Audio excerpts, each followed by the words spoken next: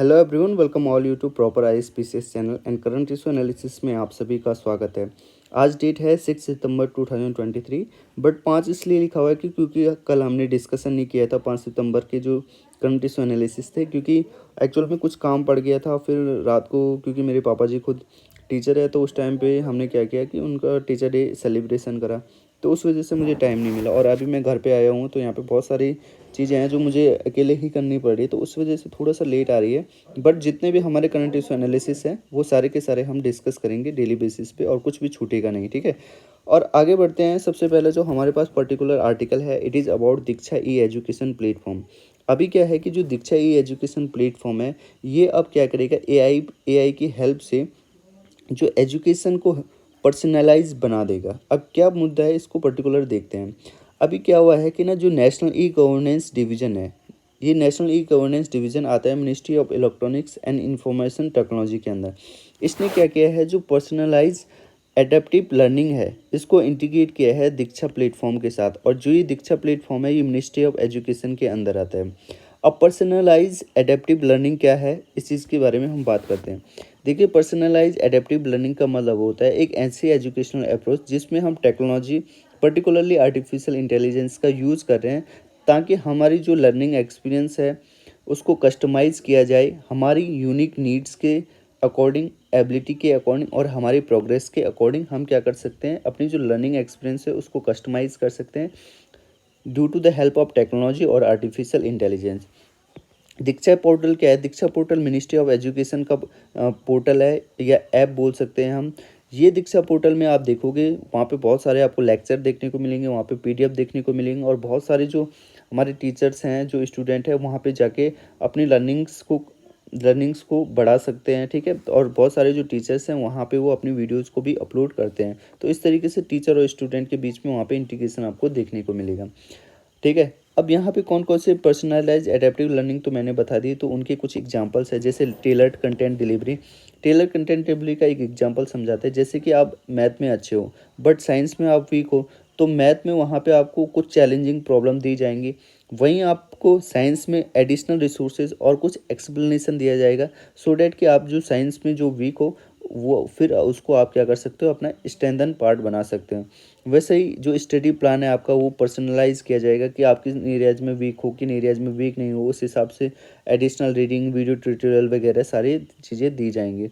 Flexible learning होगी। जैसे flexible learning का मतलब क्या होता है कि रिव्यू किया जाएगा कि आप किस तरीके से पढ़ रहे हो, नहीं पढ़ रहे हो, फिर उस तरीके से आपकी जो लर्निंग है उसको क्या किया जाएगा, ट्वीक किया जाएगा, ठीक है। इसके अलावा special needs for support for special need. अब बहुत सारे ऐसे स्टूडेंट होते हैं जो दिव्यांगजन होते हैं, ठीक है, तो उनके लिए भी एआई की टेक्नोलॉजी से क्या किया है, जो लर्निंग है उनकी उनकी लर्निंग को भी क्या किया जाए, अच्छा बनाया जाए। जैसे कि ऑडियो डिस्क्रिप्शन होगा, ऑडियो डिस्क्रिप्शन प्रोवाइड किया जाएगा उन स्टूडेंट को जो विजुअल इम्पेयर्ड स्टूडेंट है, ठीक है। तो ये सारी चीज़ें थे अबाउट PAL के बारे में, that is personalise adaptive learning. Okay, तो ये सारी चीज़ें बता दी, दीक्षा पोर्टल के बारे में बता दिया। नाउ यहाँ पे बात करते हैं G20 वेन्यू की बात करते हैं। अभी इंडिया ने क्या किया कि जो G20, अभी आपको पता है कि 9 to 11 सितंबर के बीच में होने वाला है इंडिया के अंदर G20 समिट। अब क्या किया कि इंडिया ने सभी जो G20 कंट्रीज़ के जो मेंबर्स थे उनको बोला है कि आप हमें ये बताएं कि आप आपकी कंट्रीज़ में जो इम्पोर्टेंट नेशनल हेरिटेज है, उस नेशनल हेरिटेज को हमें बताएं, सो डैट कि हम आपकी जो इम्पोर्टेंट नेशनल हेरिटेज है उससे आपको रिप्रेजेंट करें। अब इस तरीके से जो डिफरेंट डिफरेंट कंट्रीज हैं, उन्होंने अपने डिफरेंट डिफरेंट जो नेशनल हेरिटेज हैं, जो वहाँ के इंपॉर्टेंस है, उनको इंडिया को दिया है, सो डैट कि इंडिया उनको रिप्रेजेंट कर पाए। अब मैं दो एग्जांपल देके आपको समझा देता हूँ। पहले तो मैं ये बता देता हूँ कि जो G20 जो वेन्यू है, इसका जो नाम है, जहाँ पे मेन जहाँ पे होगा G20 समिट, उसका नाम है भारत मंडपम। याद रखिएगा, वेरी इंपॉर्टेंट, भारत मंडपम, ठीक है, भारत मंडपम है, याद रखिएगा। इसके अलावा देखिए, जैसे मैं आप बात करूं, जैसे यूके ने बोला है कि हमें भाई मैग्ना कार्टा से क्या करना है, आपको रिप्रेजेंट करना है। आप सभी को पता है जो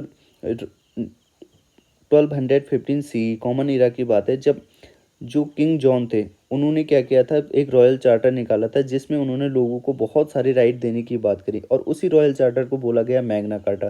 तो ठीक है, तो इस तरीके से यूके ने कहा कि हमें आप क्या करें, मैग्ना कार्टा से रिप्रेजेंट करें। इंडिया को भी रिप्रेजेंट किया जाएगा और इंडिया को रिप्रेजेंट किया जाएगा जो पाणिनि की जो अष्टाध्यायी है, जो 5वीं और 6वीं सेंचुरी बीसी के टाइम पे लिखी गई थी।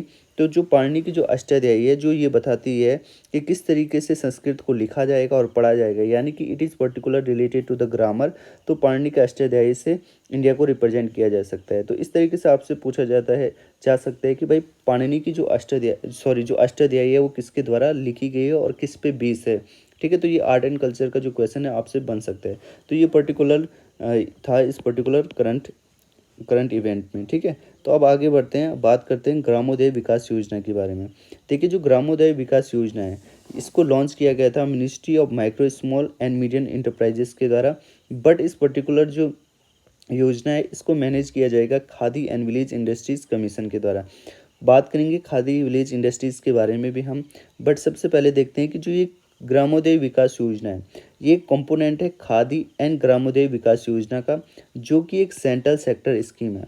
देखिए, सेंट्रल सेक्टर स्कीम होती है एक, और दूसरी होती है सेंट्रली स्पॉन्सर्ड स्कीम। तो सेंट्रल सेक्टर स्कीम में क्या होता है, जो फंडिंग होती है वो पूरी की पूरी दी जाती है सेंट्रल गवर्नमेंट के द्वारा। वहीं जब हम सेंट्रली स्पॉन्सर्ड स्कीम की बात करते हैं, तो वहाँ पे कुछ कंट्रीब्यूशन सेंटर का होता है और कुछ कंट्रीब्यूशन यहाँ पे स्टेट गवर्नमेंट को देखने को मिलता है। जैसे 60 और 40 का हो गया, 60-40 का रेशियो हो गया, और जो हिली रीजन होते हैं वहाँ पे 90-10 का रेशियो आपको देखने को मिलेगा फंडिंग का पैटर्न। अब इस पर्टिकुलर जो ये ग्रामोदय विकास योजना है, इसका ऑब्जेक्टिव क्या है? इसका मेनली ऑब्जेक्टिव है कि जो हमारी विलेज इंडस्ट्रीज़ हैं उनका प्रमोशन एंड डेवलपमेंट करना। किस तरीके से? Through common facilities, technology and modernisation और ट्रेनिंग के जरिए इनका क्या करना है, विलेज इंडस्ट्रीज़ का प्रमोशन एंड डेवलपमेंट करना। इसमें बहुत सारी एक्टिविटीज़ इंक्लूडेड है, जैसे वेलनेस एंड कॉस्मेटिक इंडस्ट्रीज़ हो गया, हैंडमेड पेपर हो गया, अगरबत्तीज़ वगैरह बनाना हो गया। यहाँ पे आप देख सकते हैं ये हैंड मिल वगैरह है। तो ये सारी चीज़ों को जो विलेज इंडस्ट्री, जो छोटी छोटी इंडस्ट्रीज होती है विलेज में, जिससे कि रोज़गार बढ़ सके, एम्प्लॉयमेंट बढ़ सके, वुमेन एम्पावरमेंट हो सके, ये सारी चीज़ें हमें क्या करनी है, ये जो छोटी छोटी विलेज इंडस्ट्री है इनको क्या करना है, इनका डेवलपमेंट करना है। तो यही पर्टिकुलरली ग्राम विकास योजना का क्या है, मकसद है। अब यहाँ पे बात करते हैं KVIC, that is khadi village industry commission. जो ये खादी विलेज इंडस्ट्री कमीशन है, it is a statutory body, यानी कि इसे एक पार्लियामेंट के एक्ट के द्वारा बनाया गया। कौन से पार्लियामेंट के एक्ट के द्वारा बनाया गया? Khadi and village industry act 1956, यानी कि इसको बनाया गया था KVIC एक्ट 1956 के अंदर। ठीक है, इसको अमेंडमेंट किया गया है 1965 में भी और 2006 में भी। तो इस तरीके से आप याद रख सकते हैं। अब बात करते हैं पर्टिकुलरली राष्ट्रीय पोषण माह की बात करते हैं। राष्ट्रीय पोषण माह यानी कि it is related to nutrition. तो अब 1 तारीख से लेकर 30 सितंबर के बीच में हम इस पर्टिकुलर सितंबर महीने को हम राष्ट्रीय पोषण माह के रूप में क्या करेंगे, यहाँ पे मनाएंगे। और यहाँ पे जो ये पर्टिकुलर है कि हमें क्या करना है, सुपोषित भारत बनाना है, साक्षर भारत बनाना है, सशक्त भारत बनाना है। सुपोषित मतलब न्यूट्रिशनल वाला भारत बनाना है, साक्षर लिटरेट भारत बनाना है, सशक्त मतलब एम्पावरिंग भारत बनाना है हमें। अब यहाँ पे पर्टिकुलरली बात करते हैं जो ये पोषण से रिलेटेड जो हमारे पास एक पर्टिकुलर स्कीम है, डेट इज़ पोषण अभियान। इसके बारे में बात करते हैं। ये जो पोषण अभियान था, ये शुरू में लॉन्च किया गया था 2018 में, और इसके पास कुछ स्पेसिफिक टारगेट दिए गए थे जिन्हें हमें अचीव करना था 2022 तक। अब इस पोषण अभियान है, ये इस पोषण अभियान में हमें क्या करना था, न्यूट्रिशनल जो आउटकम्स था उनको इम्प्रूव करना था। किस में? चिल्ड्रंस में, प्रेग्नेंट वुमेंस में एंड लैक्टेटिंग मदर मतलब जो अपने बच्चों को मिल्क को फीडिंग कराती हैं। ठीक है, अब इसका एम पर्टिकुलरली क्या था कि इसका एम था कि स्टंटिंग हो गया और वेस्टिंग हो गया, प्रत्येक साल इसको 2-2% से क्या करना है, कम करना है, और 2022 तक 6% से कम करना है। स्टंटिंग का मतलब क्या होता है कि आपकी आपकी एज के हिसाब से आपकी जो हाइट है वो बढ़ नहीं रही है। और ये होता है क्यों है, जब क्रोनिक मालन्यूट्रिश रहते हैं आप, तो उस वजह से स्टंटिंग हो जाती है। वहीं वेस्टिंग की बात करें तो जो आपका जो वेट होता है आपकी हाइट के हिसाब से नहीं होता है, तो उसे हम वेस्टिंग कहते हैं। वहीं हम बात करते हैं कि इस पर्टिकुलर पोषण अभियान में बात की गई थी एनीमिया को भी हमें क्या करना है, डिक्रीज़ करना है। पर ईयर से 3% से हमें इसको डिक्रीज़ करना है, और टोटल 9% तक डिक्रीज़ करना है 2022 तक। किसके अंदर? चिल्ड्रंस के अंदर, एडोलसेंस गर्ल्स के अंदर, प्रेग्नेंट वुमेन्स के अंदर एंड लैक्टेटिंग मदर्स के अंदर। इसके अलावा एक और मिशन था इसमें, या एम था इसके अंदर, कि जो स्टंटिंग है किसके अंदर, चिल्ड्रन के अंदर, कौन से ग्रुप के, 0 से लेकर 6 ईयर के ग्रुप के, उसमें हमें क्या करना है, स्टंटिंग को कम करना है। जो उस टाइम का जो लेवल था 38.4% से 25% तक। तो ये पर्टिकुलरली बात करी मैंने पोषण अभियान की। ये जो पोषण अभियान था ये अब पुराना हो गया है। अब एक नई पोषण 2.0 लेके आए हैं जिसे हम मिशन पोषण शक्ति भी कह रहे हैं। तो इसमें क्या हुआ कि जो पोषण 2.0 है इसने क्या कर दिया, जो पहले की जो स्कीम थी जैसे पोषण अभियान हो गया और नेशनल क्रैचे स्कीम हो गया, ICDS that is integrated child development service, anganwadi service हो गया, इन सब को क्या कर दिया, मर्ज कर दिया under a one umbrella scheme that is पोषण 2.0 या मिशन शक्ति। ठीक है। अब इसको जो ये पोषण 2.0 था, आप सभी को जैसे पहला वाला जो पोषण था वो 2022 तक था, तो उसके बाद हम क्या करें, तो पोषण 2.0 बना दिए, इन सारी चीज़ों को क्या कर दिया, कंबाइन करके। ठीक है। तो इसको लॉन्च किया गया था, इसको अनाउंस किया गया था जो यूनियन बजट था 2021 और 22 का। ठीक है। By merging supplementary nutrition programme and Poshan Abhiyaan. ठीक है। सप्लीमेंट्री न्यूट्रिशन प्रोग्राम में जैसे इंटीग्रेटेड चाइल्ड डेवलपमेंट स्कीम हो गया, अपना आंगनवाड़ी सर्विस स्कीम हो गया, मिड डे मील स्कीम हो गई, ये सारी चीज़ें हैं सप्लीमेंट्री न्यूट्रिशन प्रोग्राम। ठीक है। अब इसका जो पर्टिकुलर जो लॉन्च था ये क्यों किया गया था, ताकि जो हमारी न्यूट्रिशनल कंटेंट है, डिलीवरी है, आउटरीच है और आउटकम है, उसको क्या कर दिया जाए, स्ट्रेंथन किया जाए। अब जैसे यहाँ पे देखिए पोषण 2.0 के अंदर क्या क्या चीज़ें हैं। जैसे 2 लाख आंगनवाड़ी है ना, उनको अपग्रेड करके सक्षम आंगनवाड़ी में कन्वर्ट कर दिया गया। इसके अलावा जो न्यूट्रिशनल नॉर्म्स हैं और स्टैंडर्ड है उनको इम्प्रूव कर दिया गया। जो क्वालिटी एंड टेस्टिंग है होम राशन की, उनको भी स्ट्रेंथन किया गया।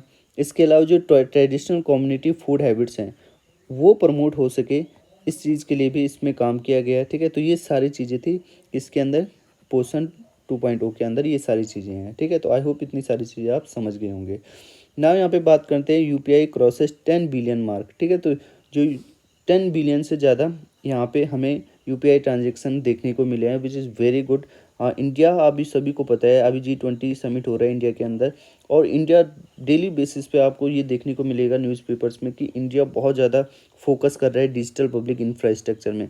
साथ साथ में आप देखोगे क्योंकि इंडिया ग्लोबल साउथ की आवाज़ बनना चाहता है, तो ग्लोबल साउथ में डिजिटल पब्लिक इंफ्रास्ट्रक्चर को इंक्रीज़ करना चाहता है थ्रू यूपीआई। तो यूपीआई इसमें बहुत हमारी मदद कर सकता है। ठीक है। इस तरीके से आप देखोगे किस तरीके से यूपीआई का इंटरनेशनलाइजेशन हो रहा है। फ्रांस हो गया, नेपाल हो गया एंड वेरियस अदर कंट्रीज़ हो गया, जैसे यूएई के साथ अभी इंडिया ने एग्रीमेंट करा था। तो उस तरीके से आप देखो कि यूपीआई की किस तरीके से धीरे धीरे इंटरनेशनल एक्सेप्टेंस होती जा रही है। तो ये हमारे लिए एक बहुत अच्छी बात है कि हमारे इंडिया के अंदर डिजिटल पेमेंट इंफ्रास्ट्रक्चर बन रहा है और इंडिया एक ग्लोबल लीडर बनते जा रहा है डिजिटल पब्लिक इंफ्रास्ट्रक्चर के अंदर। ठीक है। अब बात करते हैं यूपीआई सर्विस की, यूपीआई है क्या।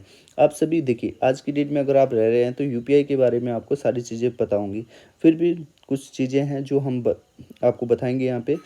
यूपीआई एक इंस्टेंट रियल पेमेंट सिस्टम है, आप सभी को पता है, बट इसको डेवलप किया गया है, या ध्यान रखिए इसको डेवलप किया गया है NPCI that is national payment corporation of India के बारे में। पीयर टू पीयर ट्रांजेक्शन होता है इसमें, इसके अलावा पीयर टू मर्चेंट ट्रांजेक्शन भी होता है इसमें, आप सभी को पता है। जो एनपीआई लॉन्च किया गया था किसके द्वारा, एनपीसीआई के द्वारा लॉन्च किया गया था यूपीआई को 2016 में, ये चीज़ मैं आपको बता चुका हूँ। ठीक है। अब फीचर्स क्या हैं, देखिए फीचर्स भी आप सभी को पता है, 12x7 काम करता है, ये 365 दिन काम करता है। इसके अलावा जो सिंगल मोबाइल एप्लीकेशन से आप डिफरेंट बैंक अकाउंट को क्या कर सकते हैं, एक्सेस कर सकते हैं। जैसे गूगल पे होगा आपके पास। ठीक है। तो गूगल पे का जो एसबीआई है, आप एसबीआई से कहाँ ट्रांसफ़र कर सकते, जो पीएनबी का अकाउंट है वहाँ ट्रांसफ़र कर सकते हो, या बैंक ऑफ बड़ौदा है या अदर बैंक है आपका। तो इस तरीके से जो डिफरेंट बैंक अकाउंट है इस सिंगल मोबाइल एप्लीकेशन से आप एक्सेस कर सकते हो। डिफरेंट एक मोबाइल एक बैंक से दूसरे बैंक में आप क्या कर सकते हो, इंस्टेंटली पैसे भेज सकते हो। तो ये सारी चीज़ें आपको पहले से पता है। इसमें 2 फैक्टर ऑथेंटिकेशन होता है, ये भी याद रखिएगा। तो ये सारी चीज़ें हैं, क्यूआर कोड वगैरह, ये सारी चीज़ें आपको पहले से ही पता है। नाउ बात करते हैं हम एनपीसीआई के बारे में, that is national payment corporation of India के बारे में। देखिए ये एक ऐसी अम्ब्रेला ऑर्गेनाइजेशन है जो retail payment and settlement system को ऑपरेट करती है इंडिया के अंदर। इसको डेवलप किया गया था reserve bank of India and Indian bank association के द्वारा under the provision of payment and settlement system act 2007। ठीक है। ये एक नॉन प्रॉफिट ऑर्गेनाइजेशन है। पहले ये आती थी सेक्शन 25 ऑफ कंपनीज एक्ट 1956 के अंदर। नाउ अब ये आती है सेक्शन 8 ऑफ कंपनीज एक्ट 2013 के अंदर, क्योंकि आप सभी को पता है कि जो कंपनीज एक्ट था 1956 का, उसको अमेंड करके 2020 मतलब इसको अमेंड किया गया था 2013 में, याद रखिएगा, ठीक है। अब जो एनपीसीआई है, ये एक और चीज़ को हैंडल करती है, एक और फॉर्म को हैंडल करती है, that is RuPay payment infrastructure.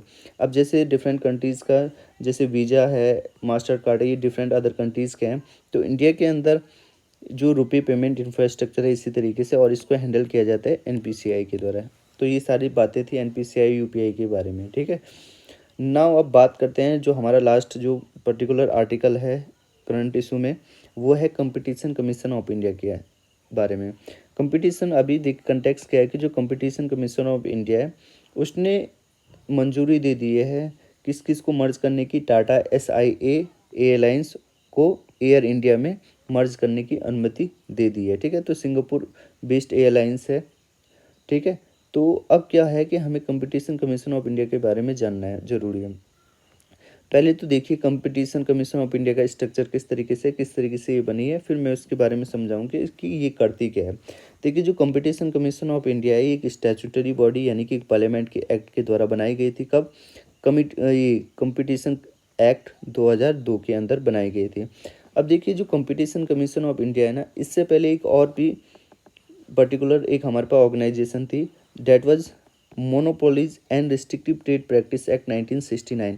तो ये जो monopolies and restrictive trade practice act 1969 act था हमारे पास, इसमें कहा जा रहा था कि उस टाइम पे बहुत सारी जो कंपनीज थी वो कह रही थी कि ये मोनोपोलीज हैं, जो कंपनीज के बीच में जो मोनोपोलीज क्रिएट की जा रही है, उस चीज़ को अच्छे से रिस्ट्रिक्ट नहीं कर रही है। तो उस वजह से कंपटीशन एक्ट 2002 लेके आए थे, इसको रिप्लेस करके, MRTP को रिप्लेस करके कंपटीशन कमीशन ऑफ इंडिया को लेके आए थे, ठीक है। और ये कौन से रिकमेंडेशन पे लाए थे? राघवन कमेटी की रिकमेंडेशन पे हम लाए थे, ठीक है। तो इतनी सारी चीज़ें आपने समझ ली।